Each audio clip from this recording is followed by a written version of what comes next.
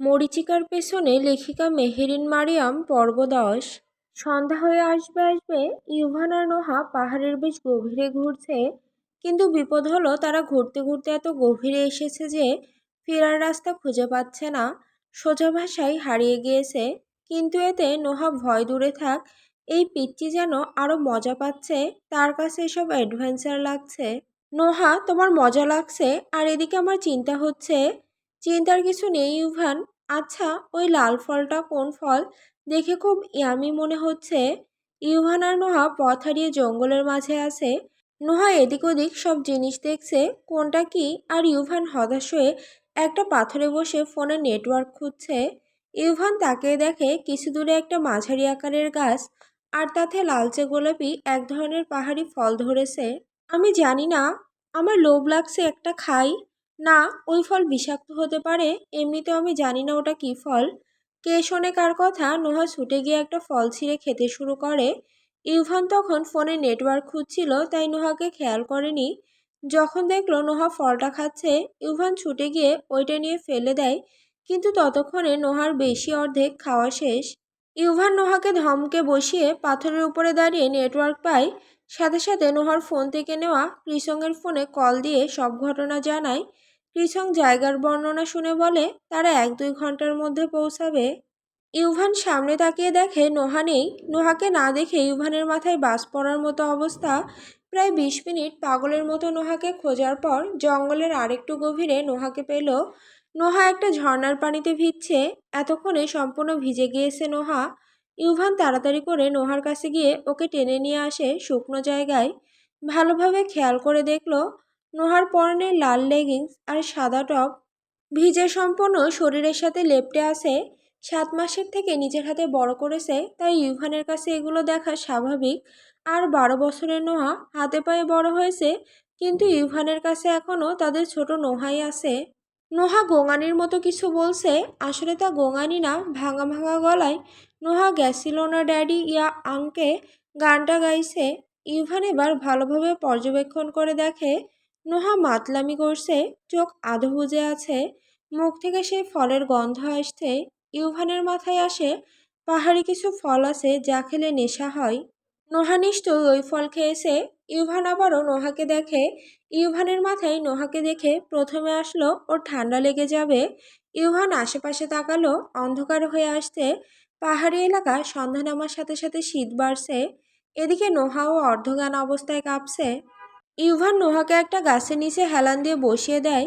ইউভানের পরনে কালো জিন্স, কালো টি শার্ট আর একটা সাদা ডেনিম জ্যাকেট পরা। কিছু একটা ভেবে ইউভান দাঁড়িয়ে নিজের পরনে জ্যাকেট আর টি শার্টটা খুলে, তারপর জ্যাকেট নোহার বুকের উপর রেখে, জ্যাকেট রেখে টপস খুলে টি শার্ট আর জ্যাকেটটা পরিয়ে দিয়ে নিজের বুকের সাথে চেপে বসে থাকে। রাত নেমে গিয়েছে, সব অন্ধকার। ইউভান, ইয়েস প্রিন্সেস, তো তুমি আর ইথান হোল লাইফ আমার সাথে থাকবে তো?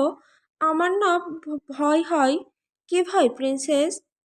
এই যে আমরা তিনজন কত ভালো আছি একসাথে, কিন্তু বড় হলে তোমরা বিয়ে করলে আমরা এই সময় এমন লাইফ আর পাবো না কোনো দিন। তাহলে আমরা কখনো বিয়ে করব না?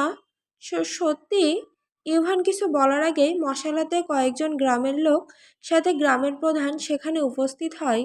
ইউভান ফোন করার পর রাত নেমে যাওয়ায় তারা ওদের খুঁজতে এসেছে, কিন্তু এসে দেখে গাছের নিচে ইউভান খালি গায়ে নোহাকে জড়িয়ে ধরে আছে, আর নোহার গায়ে ইউভানের টি শার্ট জ্যাকেট। মুহূর্তেই তারা উল্টোপাল্টা কিছু ভেবে নেয়। গ্রামের প্রধান সাথে সাথে চিৎকার করে উঠে বলে, এসব কি হচ্ছে? বোদ্ধার এই পবিত্র পাহাড় নষ্টামি করার সাহস কি করে হয় তোমাদের? ইভান তাদের ভাষা বুঝলো না, তাই সাথে আসা কৃষঙের দিকে তাকায়। কৃষং প্রধানের কথাটা ইংরেজিতে অনুবাদ করে ইউভানকে বলে। ইউভান সাথে সাথে নোহাকে গাছের নিচে রেখে উঠে দাঁড়িয়ে প্রধানকে উদ্দেশ্য করে বলে, আপনারা ভুল ভাবছেন, নোহা আমার বোন। ও না বুঝে নেশা জাতীয় ফল খেয়েছিল, তাই হুঁশ হারিয়ে ঝর্নার কাছে গিয়ে ভিজে যায়। ওভাবে থাকলে ঠান্ডা লেগে যেত, তাই আমার কাপড় পরিয়েছি। ও আমার বোন, আর ও মাত্র ১২ বছরের বাচ্চা। ত্রিশং ইউভানের কথা অনুবাদ করে প্রধান সহ সবাইকে বলে, কিন্তু গ্রামের প্রধান বিশ্বাস করে না। আগে অনেকে ঘুরতে এসে এমন কিছু করতে গিয়ে ধরা পড়ে এসব বলেছে। প্রধান একজন মোটামুটি শিক্ষিত লোককে ইশারা করে বলে ওদের ব্যাগ চেক করতে। লোকটা ব্যাগ চেক করে সমস্ত কাগজ পাসপোর্ট বের করে। লোকটা প্রধানকে গিয়ে দেখে কিছু একটা বলে, সাথে সাথে প্রধান চিৎকার দিয়ে কিছু বলে। ইউভান না বুঝে ত্রিসংয়ের দিকে তাকালে ত্রিসং বলে, তোমাদের পাসপোর্টে বাবা মায়ের নাম ভিন্ন, সারনেমও ভিন্ন, এমনকি জন্মস্থায়ী ঠিকানাও। ইউভান কি বলবে বুঝতে পারছে না। এমন এক সিচুয়েশনে পড়েছে যে ও যাই বলুক কেউ মানবে না। তাও শেষবারের মতো ইউভান প্রধানকে বলে, নোহা আমার বউ। শেষ করার আগেই নোহা পেছন থেকে ঢুলতে ঢুলতে এসে ইউভানকে জড়িয়ে ধরে গালে চুমু দিয়ে প্রধানকে বলে, he is my lovely boyfriend.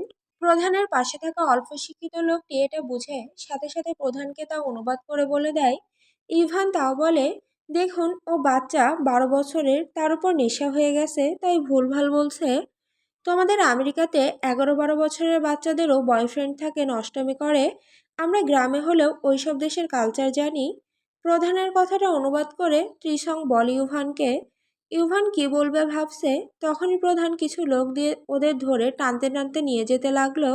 Yuvan হাজার চিল্লাচিল্লি করেও কাজ হলো না। গ্রামের লোকগুলো ইউভান এবং নোহাকে টানতে টানতে এনে গ্রামের এক প্রাচীন মন্দিরের ভেতরে দাঁড় করালো। এসব কি হচ্ছে ত্রিসং? প্রধান বলছেন উনি তোমাদের বিয়ে দিবেন, তোমরা এখন বৌদ্ধ ধর্ম গ্রহণ করে সেই নিয়ম মতে বিয়ে করবে। এটা অসম্ভব, আমি করব না। আর নোহা নেশায় আছে। তার চেয়েও বড় কথা, নোহা মাত্র 12 বছরের। এটা গ্রাম, এখানে অল্প বয়সে বিয়ে স্বাভাবিক। একটা 12 বছরের মেয়ের সাথে একটা 24 বছরের ছেলের জোর করে বিয়ে কখনোই ঠিক না। আমি করব না বিয়ে। ওইটা সাধারণ পাহাড় না, বোদ্ধার পবিত্র পাহাড় ছিল।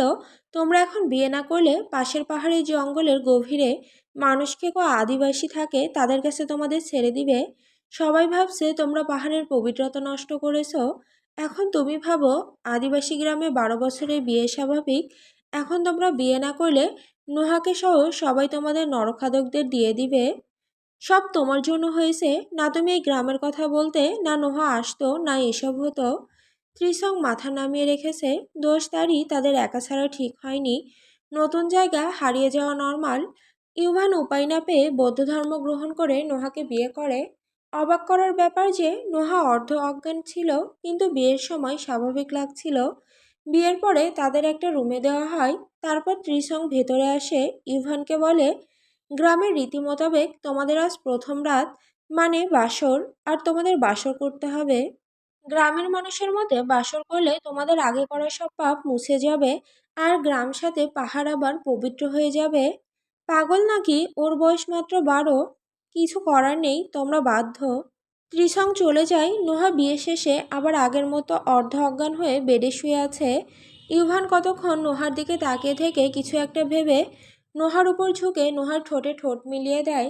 কয়েক সেকেন্ড পরে নোহার ঠোঁটের বাঁ দিকে কামড় দিয়ে কেটে দেয়। নোহা ব্যথাতুর শব্দ করতে ইউভান ছেড়ে মলিন মুখে বলে, সরি প্রিন্সেস। তারপর মুখ ঘাড়ের কাছে নিয়ে কানের নিচে, গলায়, বুকের উপরিভাগে কামড় দিয়ে দাগ করে ওঠে। নোহা প্লেটের উপর থেকে জামা সরিয়ে সেখানে কয়েকটা কামড় দেয়। কামড়ের দাগগুলো হতেই ইউভান উঠে নোহার চুল এলোমেলো করে দেয়। তারপর একটা ছুরি নিয়ে নিজের আঙুলের কিছুটা কেটে বিছানার বেডশিটের মাঝে রক্তগুলো মোছে। তারপর নোহার দিকে তাকায়। কালো শর্ট প্যান্ট আর গোলাপি টপস পরা। তখন ত্রিসংকে দিয়ে ইউভান চেঞ্জ করিয়েছিল। ঠোঁট কাটা শরীরে দাগ। ইউভানের বুকটা হু হু করছে। তাও নোহার হাত তুলে নিজের শরীরে নোহার আঙুলের নখ দিয়ে কিছু আঁচড় কাটলো। তারপর পাশের সোফায় গিয়ে শুয়ে পড়ে।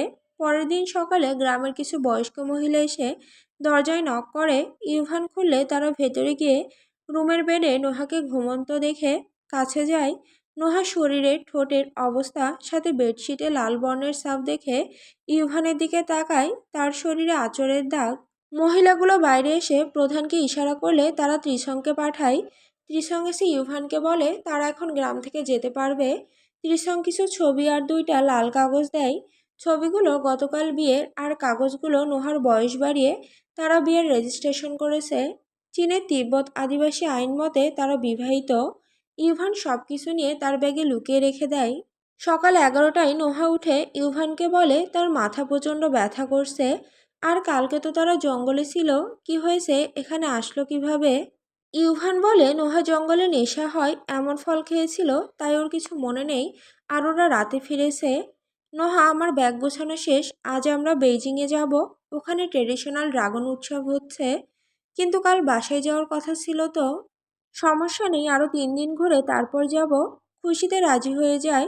ইউভান মনে মনে দীর্ঘশ্বাস ছাড়ে। মূলত এখন বাসায় গেলে নেহার শরীরের দাগগুলো দেখে ইথান উল্টাপাল্টা কিছু ভাবতে পারে। 2 দিন পরে গেলে শরীরের দাগগুলো চলে যাবে।